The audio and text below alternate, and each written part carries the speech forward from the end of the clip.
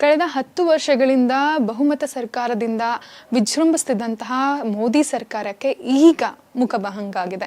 ಮೋದಿ ಅವರೇ ಪ್ರಧಾನಿ ಆಗಿದ್ರೂ ಸಹ ಅವರಿಗೆ ಬಹುಮತ ಸರ್ಕಾರ ಬಂದಿಲ್ಲ ಅನ್ನೋದು ವಿಪಕ್ಷಗಳಿಗೂ ಒಂದು ಹೆಮ್ಮೆಯಿಂದ ಬೀಗ್ತಿದ್ದಾರೆ ಅಂತಾನೆ ಹೇಳ್ಬೋದು. ಇದಕ್ಕೆ ಮೋದಿಜಿಯವರ ಜಾತಕದ ಸಮಸ್ಯೆ ಏನಾದರೂ ಇದೆಯಾ? ಜಾತಕದಿಂದ ಅವರಿಗೆ ಈ MP ಎಲೆಕ್ಷನ್ ಅಲ್ಲಿ ನಡೆದಂತಹ ಚುನಾವಣೆಯಲ್ಲಿ ಅವರಿಗೆ ಈ ಮುಖಭಂಗ ಆಗೋದಕ್ಕೆ ಸಾಧ್ಯ ಆಯಿತು ಅನ್ನೋದು ಹಲವಾರು ಚರ್ಚೆಗಳು ಸಹ ನಡೀತಿದೆ. ಇದರ ಬಗ್ಗೆ ಉತ್ತರ ಕೊಡೋಕ್ಕೆ ಧರ್ಮಶಾಸ್ತ್ರ ಪಂಡಿತರು ಮತ್ತೆ ಖ್ಯಾತ ಜ್ಯೋತಿಷಿಗಳಾದಂತಹ ಶ್ಯಾಮ್ ಪ್ರಕಾಶ್ ಶರ್ಮಾ ಅವರು ನಮ್ಮ ಜೊತೆಗಿದ್ದಾರೆ. ಅವರನ್ನ ಸ್ವಾಗತಿಸೋಣ. ನಮಸ್ತೆ ಗುರುಜಿ. ನಮಸ್ಕಾರ. ತುಂಬಾ ಒಂದು ಚಾಲ್ತಿಯಲ್ಲಿರುವಂತಹದ್ದು ಮೋದಿಜಿ ಅವರ ಹೆಸರು. ಅವರ ಒಂದು 5 ವರ್ಷ ಕಂಪ್ಲೀಟ್ ಮಾಡ್ತಾರಾ ಇಲ್ವಾ?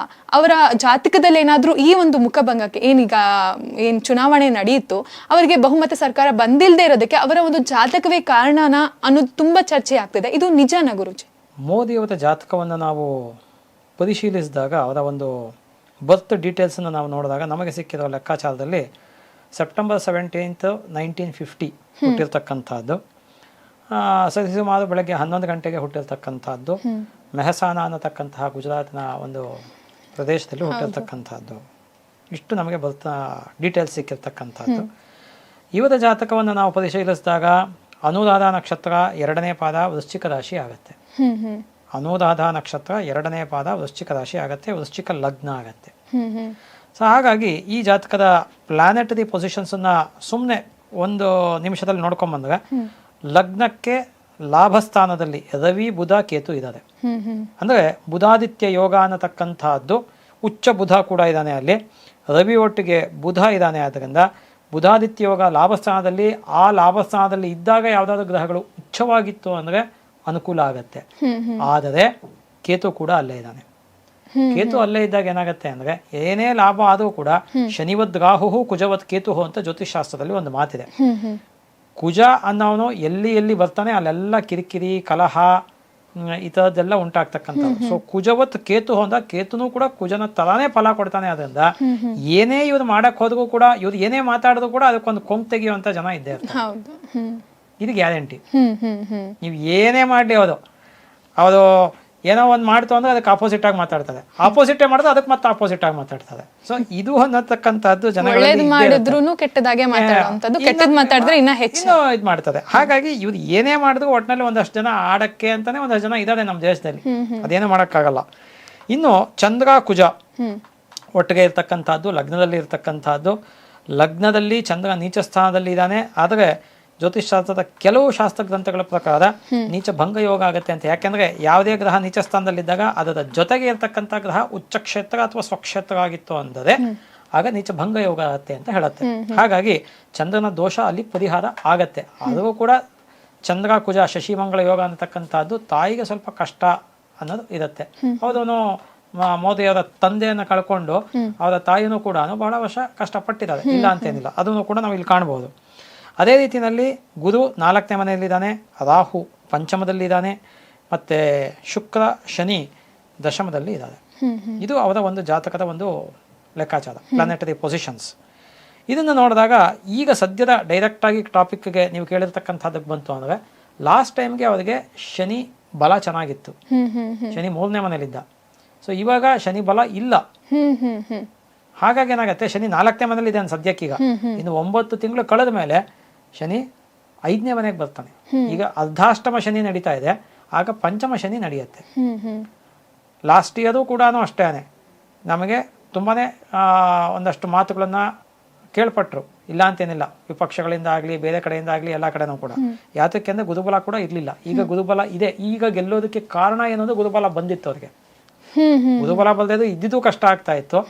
ಸೊ ಹಾಗಾಗಿ ಗುರುಬಲ ಬಂದಿದ್ದು ಒಂದು ಸಮಾಧಾನಕರವಾಗಿ ಮುಂದೆ ಬರೋದಕ್ಕೆ ಅನುಕೂಲ ಆಯಿತು. ಆದರೆ ಸಂಪೂರ್ಣ ಬಹುಮತ ಯಾಕೆ ಬರಲಿಲ್ಲ ಅನ್ನೋದು ನಿಮ್ಮ ಪ್ರಶ್ನೆ. ಸಂಪೂರ್ಣ ಬಹುಮತ ಬರೋದಕ್ಕೂ ಕೂಡ ಇಲ್ಲಿ ಅವರಿಗೆ ಅರ್ಧಾಷ್ಟಮ ಶನಿ ನಡೀತಾ ಇದೆ. ಯಾವುದೇ ಜಾತಕ ವೃಶ್ಚಿಕ ರಾಶಿಯವರು ಯಾರೇ ಆಗಿರ್ಲಿ, ಕೇವಲ ಮೋದಿಗೆ ಮಾತ್ರ ನಾ ಹೇಳ್ತಿದ್ದೀನಿ ಇಲ್ಲ, ನಾನು ಒಂದ್ಸತಿ ಎಲ್ಲೇ ಹೇಳಿದ್ರೂ ಕೂಡ ಆ ರಾಶಿಯವರಿಗೆ ಅದು ಫಲ ಕೊಡತ್ತೆ. ನಿಮ್ಮ ಒಂದು ದಶಾಭುಕ್ತಿಗಳನ್ನ ನೋಡ್ಕೊಳ್ತು ಅಂದ್ರೆ ಇನ್ನೂ ಅಥೆಂಟಿಕ್ ಆಗಿ ಫಲವನ್ನ ತಿಳ್ಕೋಬಹುದು. ಯಾವಾಗಲೂ ಅಷ್ಟೇ. ಸೊ ಹಾಗಾಗಿ ಇವರ ಒಂದು ಗೋಚಾರದ ಫಲವನ್ನು ನಾವು ನೋಡ್ತು ಅಂದ್ರೆ ಈ ಒಂದು ಗೋಚಾರದ ಫಲದಲ್ಲಿ ಸದ್ಯಕ್ಕೆ ಗುರುಬಲ ಇದೆ. ಮುಂದಿನ ವರ್ಷ ಮೇ 14ನೇ ತಾರೀಕು ತನಕ ಗುರುಬಲ ಇದೆ. ಮುಂದೆ 2025 ಮೇ 14 ಗುರು ಬದಲಾವಣೆ ಆಗಿ ಮಿಥುನ ರಾಶಿಗೆ ಹೋಗ್ತಾನೆ. ಆಗ ವೃಶ್ಚಿಕ ರಾಶಿಯವರಿಗೆ ಗುರು ಅಷ್ಟಮಕ್ಕೆ ಬರ್ತಾನೆ. ಗುರು ಅಷ್ಟಮಕ್ಕೆ ಬಂತು ಅಂದ್ರೆ ನಾನಾ ರೀತಿಯಾದಂತಹ ತೊಂದರೆಗಳು, ಬಂಧು ಮಿತ್ರರಲ್ಲಿ ಮನಸ್ತಾಪ, ರಾಜಕೀಯದಲ್ಲಾಯ್ತು ಅಂದ್ರೆ ರಾಜಕೀಯದಲ್ಲಿ ಜನಗಳ ಜೊತೆಗೆ ಮನಸ್ತಾಪ, ಎಲ್ಲವೂ ಕೂಡ ಅನಾರೋಗ್ಯ, ವಿನಾಕಾರಣ ಅಲೆದಾಟ, ಮತ್ತೆ ಮಾತು ಕೇಳ್ತಕ್ಕಂಥದ್ದು, ಇವೆಲ್ಲವೂ ಕೂಡ ಆಗ್ತಕ್ಕಂಥದ್ದು. ಒಳ್ಳೆ ಕೆಲಸ ಮಾಡಿದ್ಕೊಂಡು ಅದನ್ನ ಕೆಟ್ಟದಾಗಿ ಪ್ರತಿಬಿಂಬಿಸ್ತಕ್ಕಂತಹ ಒಂದಷ್ಟು ಮಾತುಗಳು ಕೇಳಿ ಬರ್ತಕ್ಕಂತಹ ಪಾಸಿಬಿಲಿಟಿ ಇರುತ್ತೆ. ಹಾಗಾಗಿ ಏನಾಗುತ್ತೆ ಅಂದ್ರೆ ಮೇ 14 2025 ತನಕ ಗುರುಬಲ ಇರುತ್ತೆ. ಆದ್ರಿಂದ ಅಲ್ಲಿ ತನಕಕ್ಕೆ ಗುರುಬಲ ಇರುತ್ತೆ.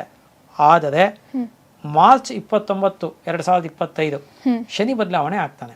ಶನಿ ಇಲ್ಲಿ ಕುಂಭರಾಶಿಯಿಂದ ಮೀನ ರಾಶಿಗೆ ಬರ್ತಾನೆ, ನೀಚಾರೋಹಿ ಆಗ್ತಾನೆ. ಹಾಗಾಗಿ ಏನಾಗುತ್ತೆ, ಪಂಚಮ ಶನಿ ಆಗತ್ತೆ ವೃಶ್ಚಿಕ ರಾಶಿಗೆ. ಅಲ್ಲೂ ಕೂಡ ತೊಂದರೆನೇ ಉಂಟಾಗ್ತಕ್ಕಂಥ, ಅಂದ್ರೆ ಇದರಿಂದ ಅವ್ರ ಚಾಮ್ಗೆ ಏನಾದ್ರೂ ಸಮಸ್ಯೆ ಖಂಡಿತ ಆಗತ್ತೆ. ಈ ಪಂಚಮ ಸ್ಥಾನ ಅನ್ನತಕ್ಕಂತಹದ್ದು ಕೀರ್ತಿಯನ್ನು ಕೊಡ್ತಕ್ಕಂತಹ ಸ್ಥಾನ. ಅಲ್ಲಿ ಅಪಕೀರ್ತಿಯನ್ನ ಇವರು ಕೆಲವು ಜನಗಳಿಂದ ಪಡಿತಕ್ಕಂತಹ ಒಂದು ಇದು. ಇವ್ರು ಕೆಲಸ ಮಾಡಿದ್ರು ಕೂಡ, ಯಾಕೆಂದ್ರೆ ಕೆಲಸ ಮಾಡಿದ್ರು ಕೂಡ ನಮ್ಮ ದೇಶದಲ್ಲಿ ಅದನ್ನ ಅರ್ಥ ಮಾಡ್ಕೊಳ್ಳೋ ಜನಗಳು ಬೇಕಾಗ್ತಾರೆ ಕೆಲವು ಸತಿ. ಹಾಗಾಗಿ ಏನಾಗತ್ತೆ ಅಂದ್ರೆ ಕೆಲಸ ಮಾಡಿದ್ರು ಕೂಡ ಅದಕ್ಕೆ ಏನೋ ಒಂದು ಇದನ್ನ ಕೊಂಕಾಡ್ತಕ್ಕಂಥವ್ರು ಅಥವಾ ಅದರೊಳಗೆ ತಪ್ಪು ಕಂಡುಹಿಡಿತಕ್ಕಂಥವ್ರು, ಇಂತಹ ಮನೋಸ್ಥಿತಿ ಮನೋಭಾವ ಇರ್ತಕ್ಕಂಥವ್ರು ಇರ್ತಾರೆ. ಆದ್ರಿಂದ ಆ ರೀತಿಯಲ್ಲಿ ಆಗ್ತಕ್ಕಂತಹ ಒಂದು ಪಾಸಿಬಿಲಿಟಿ ಇರುತ್ತೆ. ಆದ್ರಿಂದ ಶನಿ ಪಂಚಮಕ್ಕೆ ಬಂದಾಗ್ಲೂ ತೊಂದರೆ, ಈಗಲೂ ತೊಂದರೆ. ಸೊ ಹಾಗಾಗಿ ಏನಾಗುತ್ತೆ, ಶನಿ ಬಲ ಅನ್ನತಕ್ಕಂಥದ್ದು ಇಲ್ಲ. ಶನಿ ಮುಖ್ಯವಾಗಿ ಗುರು ಶನಿ ಎರಡು ಅಡ್ಮಿನಿಸ್ಟ್ರೇಷನ್ಗೆ ಕಾರಣ. ನಮ್ಮ ಜ್ಯೋತಿಷ್ ಶಾಸ್ತ್ರದಲ್ಲಿ ಇವಾಗ ರಾಜಕೀಯದ ಅಡ್ಮಿನಿಸ್ಟ್ರೇಷನ್ಗೆ ಬಂತು ಅಂದ್ರೆ ರವಿ, ಕುಜ, ಗುರು, ಶನಿ 4 ಗ್ರಹಗಳನ್ನು ತಗೋಬೇಕಾಗುತ್ತೆ. ಯಾಕೆಂದ್ರೆ ರವಿ ಅನ್ನತಕ್ಕಂಥವನು ಪೊಲಿಟಿಕ್ಸ್ಗೆ ಸಂಬಂಧಪಟ್ಟಿರ್ತಕ್ಕಂಥವನು. ಅದೇ ರೀತಿಯಲ್ಲಿ ಕುಜ ಅನ್ನತಕ್ಕಂಥವನು ಸೇನಾಧಿಪತ್ಯ. ಯಾಕೆಂದ್ರೆ ಒಂದು ದೇಶ ಸುಭದ್ರವಾಗಿರ್ಬೇಕು ಅಂದ್ರೆ ಆರ್ಮಿ ಚೆನ್ನಾಗಿರ್ಬೇಕು. ಅದು ಲ್ಯಾಂಡ್ ಆಗಲಿ, ವಾಟರ್ ಆಗಲಿ, ಏರ್ ಆಗಲಿ, ಎಲ್ಲ ಕಡೆನೂ ಚೆನ್ನಾಗಿರ್ಬೇಕು. ಅದೇ ರೀತಿಯಲ್ಲಿ ಗುರು ಶನಿ ಎರಡೂ ಕೂಡ ಸ್ಮೂತ್ ಆಗಿ ಅಡ್ಮಿನಿಸ್ಟ್ರೇಷನ್ ಆಗಬೇಕು ಅಂದ್ರೆ ಗುರು ಶನಿ ಚೆನ್ನಾಗಿರ್ಬೇಕು. ಮಂತ್ರಿ ಅನ್ನತಕ್ಕಂಥವನು ಗುರು, ಅದು ಚೆನ್ನಾಗಿರ್ಬೇಕು. ಅಡ್ಮಿನಿಸ್ಟ್ರೇಷನ್ ಸ್ಮೂತ್ ಆಗಬೇಕು ಅಂದ್ರೆ ಶನಿ. ಇವರಿಗೆ ಗುರು ಚೆನ್ನಾಗಿದ್ದಾನೆ, ಆದ್ರೆ ಶನಿ 4ನೇ ಮನೆಯಲ್ಲಿದ್ದಾನೆ ಸದ್ಯಕ್ಕೆ. ಆದ್ರಿಂದ ಮುಂದಕ್ಕೆ 5ಕ್ಕೆ ಬರ್ತಾನೆ. ಆದ್ರಿಂದ ಇವ್ರು ಏನೇ ಮಾಡಕ್ ಹೋದ್ರೂ ಕೂಡ ಅಲ್ಲಿ ಏನ ಅವರ ಸ್ವಂತ ಸ್ವಜನದಲ್ಲೇ ಕೆಲವು ಸತಿ ತೊಂದರೆಗಳು ಉಂಟಾಗ್ತಕ್ಕಂಥ ಪಾಸಿಬಿಲಿಟೀಸ್ ಇರುತ್ತೆ. ಉಂಟಾಗ್ತಕ್ಕಂಥ ಪಾಸಿಬಿಲಿಟಿ ಇರುತ್ತೆ. ಯಾಕೆ ಅಂದ್ರೆ ಇಲ್ಲಿ ಇವಾಗ ಇಷ್ಟು ವರ್ಷ ಇವ್ರು ಒಬ್ಬರದೇ ಆಡಳಿತ ಇತ್ತು, ಹೌದು, ಸ್ವತಂತ್ರ ಆಡಳಿತ ಇತ್ತು. ಈಗ ಇನ್ನೊಬ್ಬರನ್ನ ಆಶ್ರಯಿಸಿ ಮಾಡತಕ್ಕಂತಹ ಒಂದು ಪರಿಸ್ಥಿತಿ ಉಂಟಾಗಿದೆ. ಹಾಗಾಗಿ ಏನಾಗುತ್ತೆ ಅಂದ್ರೆ ಆ ಒಂದು ಪರಿಸ್ಥಿತಿನಲ್ಲಿ ಎಲ್ಲರೂ ಕೂಡ ಮನಸ್ಥಿತಿಗಳು ಬೇರೆ ಬೇರೆ ಇರುತ್ತೆ. ಎಲ್ಲರೂ ಈಕ್ವಲ್ ಮೈಂಡ್ ಇರೋದಿಲ್ಲ ಯಾರ್ದೋನು.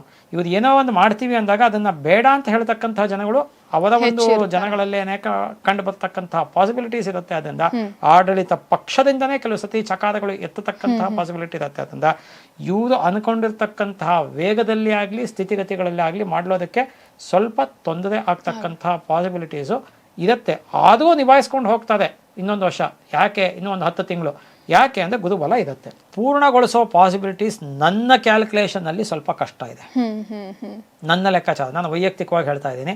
ಯಾಕೆ ಅಂದರೆ ನಾನು ಹೇಳ್ದಂಗೆನೆ ಗುರು ಅಷ್ಟಮಕ್ಕೆ ಬರ್ತಾನೆ. ಗುರು ಅಷ್ಟಮಕ್ಕೆ ಬರೋದ್ರಿಂದ ಇನ್ನು 1 ವರ್ಷ ಕಾಲ ಬಹಳ ಕಷ್ಟ ಇರುತ್ತೆ. ಆ 1 ವರ್ಷ ಕಾಲವನ್ನ ಇವ್ರೇನಾದರೂ ಕಷ್ಟಪಟ್ಟು ಜಯಿಸಿ ಬಿಟ್ರೆ ಆಮೇಲೆ ಗುರು 9ನೇ ಮನೆಗೆ ಬರ್ತಾನೆ. ಅಲ್ಲಿ ಉಚ್ಚ ಸ್ಥಾನ ಗುರುಗೆ, ಉಚ್ಚ ಗುರು ಇರ್ತಾನೆ, ಗುರು ಬಲಾನೂ ಇರುತ್ತೆ. ಆಗ ಅವರಿಗೆ ಎಲ್ಲ ರೀತಿಯಲ್ಲೂ ಅನುಕೂಲಗಳು. ಶನಿ 5ನೇ ಮನೆಯಲ್ಲಿ ಅವಾಗಲೂ ಇರ್ತಾನೆ ಇನ್ನೋನು 2026ನೇ ಇಸ್ವಿನಲ್ಲಿ. ಆದರೂ ಕೂಡ ಗುರುಬಲ ಬರುತ್ತೆ ಅಲ್ಲಿ. ಆದ್ರಿಂದ ಆಗ ಅಲ್ಲಿ ತನಕ ಇದ್ದು ಮುಂದೆ ಹೋಯ್ತು ಅಂದ್ರೆ ಚೆನ್ನಾಗತ್ತೆ, ಇಲ್ಲ ಅಂದ್ರೆ ಕಷ್ಟ ಆಗತ್ತೆ. ಯಾಕೆಂದ್ರೆ ಇವರಿಗೆ ಈ ಒಂದು ಜರ್ನಿ ಏನಿದೆ ಇಷ್ಟು ವರ್ಷ ಅವ್ರಿಗೆ ಒಂದೊಂದ್ಸತಿ ಅನ್ಸಿರುತ್ತೆ. ಬೇಕಾದ್ರೆ ಯಾವ್ದಾದ್ರು ಇಂಟರ್ವ್ಯೂ ಮಾಡಿದಾಗ ಗೊತ್ತಾಗತ್ತೆ, ಇಲ್ಲ ಸಾಕು ಅನ್ನಿಸ್ಬಿಟ್ಟಿದೆ ನಂಗೆ ಅಂತ, ಅವ್ರಿಗೆ ಸಾಕು ಅನ್ನಿಸ್ಬಿಟ್ಟಿದೆ ಅನ್ಸುತ್ತೆ. ಯಾಕೆಂದ್ರೆ ಇಲ್ಲಿ ಜನಗಳನ್ನ, ರಾಜಕೀಯ ವ್ಯಕ್ತಿಗಳನ್ನ ಇದನ್ನೆಲ್ಲ ನೋಡಿದಾಗ ನಮ್ಮ ದೇಶದಲ್ಲಿ ಸುಮಾರನ್ನ ಸರಿ ಮಾಡಕ್ ಆಗಲ್ಲ. ಎಂತವದೇ ಬಂದ್ರು ತುಂಬಾನೇ ಕಷ್ಟ ಇದೆ. ಅಂದ್ರೆ ಇದು ಇವರ ಒಂದು ಚಾಂಪ್ ಕಮ್ಮಿ ಆಗಿರೋದು. ಅವರ ವಿದೇಶಿ ಸ್ನೇಹಿತರು ತುಂಬಾ ಜನ ಇದ್ದಾರೆ, ದೊಡ್ಡ ದೊಡ್ಡ ಸ್ನೇಹಿತರು. ಅಂದ್ರೆ ರಷ್ಯನ್ ಆಗಿರ್ಬೋದು, ಅವ್ರ ಕಂಟ್ರಿಗೆಲ್ಲ ಹೋದಾಗ ಆಲ್ಮೋಸ್ಟ್ ಪ್ರೈಮ್ ಮಿನಿಸ್ಟರ್ಸ್ ಅಂತಂದು ಇವ್ರಿಗೆ ತುಂಬಾ ನಂಟಿದೆ. ಮತ್ತೆ ವಿದೇಶದಲ್ಲಿ ಇವರ ಚಾರ್ಮ್ ತುಂಬಾ ಇದೆ. ಅದೇನಾದ್ರೂ ಕಮ್ಮಿ ಆಗೋ ಚಾನ್ಸಸ್ ಇದೆಯಾ? ಅದು ಕಮ್ಮಿ ಆಗೋ ಚಾನ್ಸಸ್ ಏನು ಇಲ್ಲ. ಆದ್ರೆ ಇಲ್ಲಿ ನಮಗೆ ಆಂತರಿಕವಾದಂತಹ ಭಿನ್ನಾಭಿಪ್ರಾಯಗಳಿಂದ, ಇವರ ಜೊತೆನಲ್ಲೇ ಇರ್ತಕ್ಕಂತಹ ಜನಗಳ ಆಂತರಿಕ ಭಿನ್ನಾಭಿಪ್ರಾಯಗಳಿಂದ ಕೆಲವು ಕೆಲಸಗಳನ್ನು ಇವರು ಸೂಕ್ಷ್ಮವಾಗಿ ಅಥವಾ ಸರಾಗವಾಗಿ ಮಾಡ್ಕೊಂಡು ಹೋಗೋದಕ್ಕೆ ಅಡ್ಡಿ ಆತಂಕಗಳು ಬರ್ತಕ್ಕಂತಹ ಪಾಸಿಬಿಲಿಟೀಸ್ ಇದೆ. ಕಂತೇನೆ ವಿಪಕ್ಷಗಳು ಕೂಡ ಹಾಗೆ ಬಿಂಬಿಸ್ತವೆ. ಹೌದು. ಇನ್ನೊಂದು, ಈ ಕೇಂದ್ರದಲ್ಲಿ ಈಗ ಬಿಜೆಪಿ ಸರ್ಕಾರ ಇದೆ. ಮುಂದೆ 5 ವರ್ಷಗಳ ಕಾಲ ಬಿಜೆಪಿ ಸರ್ಕಾರನೇ ಇರುತ್ತಾ? ಮೋದಿ ಬಿಟ್ಟು ಮತ್ತೆ ಒಬ್ಬ ಬರುವಂತಹ ಪ್ರಧಾನಿ ಬಿಜೆಪಿ ಅವರೇ ಆಗಿರ್ತಾರಾ ಅಂತ? ಇವರೇ ಮಾಡ್ತಾರೆ. ಆದರೆ ಸಣ್ಣ ಪುಟ್ಟ ಭಿನ್ನಾಭಿಪ್ರಾಯಗಳು ಇನ್ನು ಮುಂದಕ್ಕೆ, ಇನ್ನು 1 ವರ್ಷ ಕಳೆದ ಮೇಲೆ ಅವರಲ್ಲೂ ಕೂಡ ಉಂಟಾಗ್ತಕ್ಕಂತಹ ಪಾಸಿಬಿಲಿಟೀಸ್ ಇರುತ್ತೆ. ಇದು ಹೊರತಾಗಿ ವಿಪಕ್ಷಗಳು ಇವಾಗ ಒಂದು ವಾದ ಮಾಡ್ತಿದೆ, ಮೋದಿ ಖಂಡಿತವಾಗಿ 5 ವರ್ಷ ಪೂರ್ಣಗೊಳಿಸೋದಿಲ್ಲ, ಹಾಗೆ ಮುಂದೆ ಬಿಜೆಪಿ ಬರೋದಿಲ್ಲ ಅಂತ ಹೇಳಿ. ಇದು ಅವರ ರಾಶಿಫಲದ ಪ್ರಕಾರ ಹೇಗಿದೆ? ನಿಜವಾಗಿ ಅವರು ವಿಪಕ್ಷಗಳು ಹೇಳೋದೇ ರೀತಿನೇ ಆಗುತ್ತಾ ಅಂತ? ಬಿಜೆಪಿ ಪಕ್ಷ ಏನಿದೆ, ಭಾರತೀಯ ಜನತಾ ಪಕ್ಷ ಅನ್ನತಕ್ಕಂಥದ್ದು, ಅದರಲ್ಲಿ ಅವರೇ ಒಂದು ರೂಲ್ಸ್ ಮಾಡ್ಕೊಂಡ್ಬಿಟ್ಟಿದ್ದಾರೆ. 75 ವರ್ಷದ ನಂತರ ಯಾವ್ದವನ್ನು ಕೂಡ ರಾಜಕೀಯದಲ್ಲಿ ಇರೋದು ಬೇಡ ಅಂತ. ಅದೇನೋ ರಿಟರ್ನ್ ರೂಲ್ಸ್ ಅಲ್ಲ, ಅದು ಓದಲ್ಲಾಗ ಅವ್ರು ಮಾಡ್ಕೊಂಡಿದ್ದಾರೆ. ಹಾಗಾಗಿ ಆ ಥರ ಬೇರೆ ಪಕ್ಷ ಮಾಡ್ಕೊಂಡ್ರೆ ಎಷ್ಟೊಂದು ಜನ ಹೊರಟೆ ಹೋಗ್ತಾರೆ. ಇನ್ನು ಅಷ್ಟು ವರ್ಷದ ಮೇಲೆ ಆಗಿರೋ ಇನ್ನೂ ಎಷ್ಟೋ ಜನ ಇದ್ದಾರೆ. ಹಾಗಾಗಿ ಆ ಥರದವರೆಲ್ಲ ಇರ್ತಾರೆ. ಬಟ್ ಇವರು ಆ ಥರ ಮಾಡ್ಕೊಂಡಿದ್ದಾರೆ. ಆದ್ರಿಂದ ಇಲ್ಲಿ ಮೋದಿಯವರು ಬಹುಶಃ ಮುಂದುವರಿತಕ್ಕಂತಹ ಪಾಸಿಬಿಲಿಟಿ ಸ್ವಲ್ಪ ಕಮ್ಮಿ. ಯಾಕೆಂದ್ರೆ ಆಯ್ತು, ನಾವು ಒಂದು ಸಿದ್ಧಾಂತಕ್ಕೆ ಬದ್ಧರಾಗೋಣ ಹಾಕೊಂಡಿರೋದು ಅನ್ನೋದು. ಇಷ್ಟದ ಮೇಲೆ ಜನಗಳಿಂದ ಒತ್ತಾಯ ಅಕಸ್ಮಾತ್ ಬಂದು ನೀವು ದಯವಿಟ್ಟು ಇದೊಂದು ಟರ್ಮ್ ಮುಂದುವರಿಸ್ಬಿಡಿ, ಆಮೇಲೆ ಮುಂದಕ್ಕೆ ನಾವು ಇದು ಮಾಡ್ಕೊಳ್ತೀವಿ ಅಂದಾಗ ಅಷ್ಟಕ್ಕೆ 2026 ತನಕ ಆಗಬೇಕದು. ಅಷ್ಟರ ತನಕ ಆದರೆ ಇವರು ಮುಂದುವರಿತಾರೆ ಮುಂದಕ್ಕೆ. ಇಲ್ಲ ಅಂದರೆ 2025ರಿಂದ ಮೇಯಿಂದ 26 ಜೂನ್ ತನಕನೂ ಕೂಡ ಟೈಮು ಇವರಿಗೆ, ವೃಶ್ಚಿಕ ರಾಶಿಯವರಿಗೆ, ಇವರಿಗೆ ಅಂದರೆ ಇವ್ರಿಗೆ ಮಾತ್ರ ಅಂತಲ್ಲ, ವೃಶ್ಚಿಕ ರಾಶಿಯವರಿಗೆ ಟೈಮ್ ಚೆನ್ನಾಗಿರಲ್ಲ. ಹಾಗಾಗಿ ಆ ಟೈಮಲ್ಲಿ ಸ್ವಲ್ಪ ಸಹನೆ, ತಾಳ್ಮೆ, ಮೌನ ಇವೆಲ್ಲ ಒಳ್ಳೇದು ಅಂತ ನನ್ನ ಅಭಿಪ್ರಾಯ. ಸರ್, ಈಗ ಇನ್ನೊಂದು ಗುರುಜಿ ಏನಂತ ಹೇಳಿದ್ರೆ, ಅವರ ತಾಯಿ ಹೋದ ಮೇಲೆ ಇವರಿಗೆ ಕಂಟಕ ಪ್ರಾರಂಭ ಆಯ್ತು ಅನ್ನೋ ಚರ್ಚೆ ಸಹ ನಡೀತಿದೆ. ಅದು ಹೌದಾ? ಇಲ್ಲಿ ಕುಜದಶೆ ನಡೀತಾ ಇದೆ ಅವರಿಗೆ. ಕುಜದಶೆ ನಡೀತಾ ಇದೆ. ಕುಜದಶೆ ಶನಿ ಭುಕ್ತಿ ಸದ್ಯಕ್ಕೆ ನಡೀತಾ ಇದೆ. ಕುಜದಶೆ ಶನಿ ಭುಕ್ತಿ ಅಂದಾಗ ಕುಜ ಲಗ್ನದಲ್ಲೇ ಇದ್ದಾನೆ. ಕುಜನಿಗೆ ದಶಮದಲ್ಲಿ ಶನಿ ಇದ್ದಾನೆ.